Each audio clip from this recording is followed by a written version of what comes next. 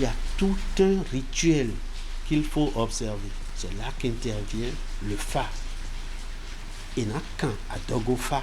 Donc on fait venir le géomancien et il consulte l'oracle et demande à l'oracle quelles sont les dispositions à prendre pour que ce bébé se développe et que nous ayons une délivrance heureuse.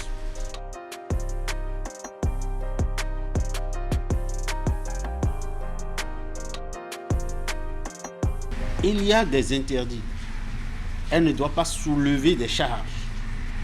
D'accord? Même les danses traditionnelles et rituelles, elle ne doit pas s'adonner à ces danses-là. L'oracle, celui qui a consulté l'oracle, peut lui donner des interdits alimentaires. Le signe de l'oracle qui est venu, on met ça avec des coris là, sur du savon traditionnel. Vous connaissez le savon traditionnel qu'on appelle le coton, n'est-ce pas? Et la femme, à partir de cet instant, ne va se laver qu'avec ce savon jusqu'à la délivrance. Elle ne doit pas sortir la nuit. Dans la nuit profonde, cela veut dire, parce qu'elle peut rencontrer de mauvais esprits qui ne feraient pas du bien à l'enfant qu'elle porte.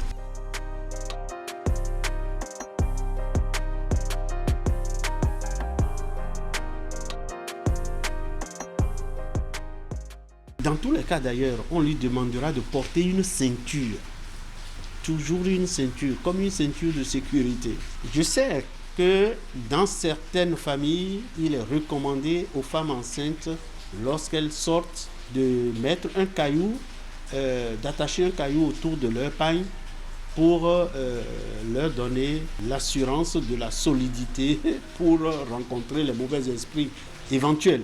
Dans quelques cas, on dit qu'elle doit mettre un foulard sur la tête.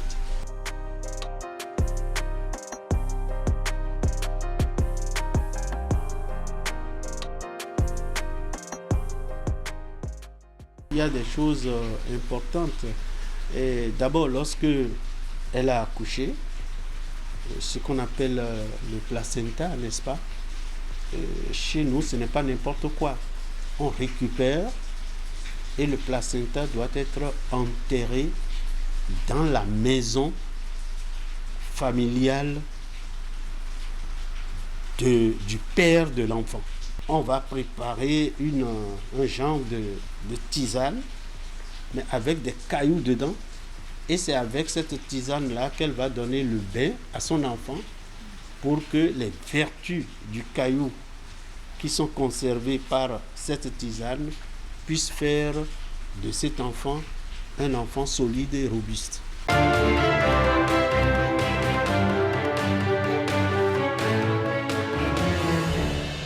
Et oui, nous étions en milieu fond pour voir les interdits aux femmes enceintes, Roch. Oui, nous avons du plaisir à écouter le professeur. Bienvenue à Kora, que nous avons reçu ici sur ce plateau la semaine dernière. Précisément le mercredi passé. Et il était avec Madame Claire Ongarayemana sur ce plateau.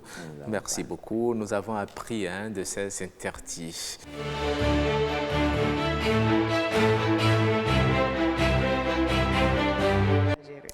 Voilà. D'accord, on va vraiment gérer.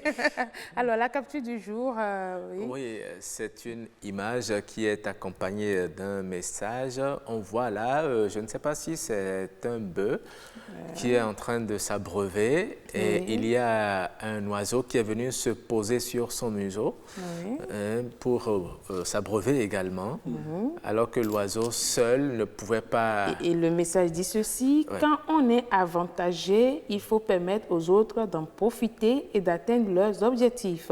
Ne transformons pas nos positions en obstacles pour les autres. la vie, c'est une perpétuelle interdépendance. Voilà. C'est une leçon de sagesse. Absolument.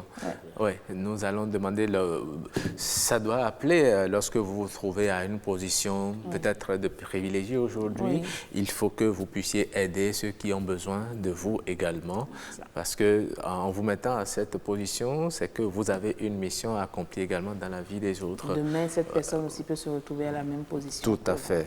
Merci beaucoup. C'est ça qu'on dit. C'est comme bien Kanyarugu. On va revenir sur les dossiers de sagesse. En tout cas, nous avons appris beaucoup et même nous avons appris aussi quelques langues. Je vais pour dire au revoir à M. Djibril. Je vais dire quoi mon souci. Nasiara. À demain. Merci beaucoup. Merci à vous. Oui.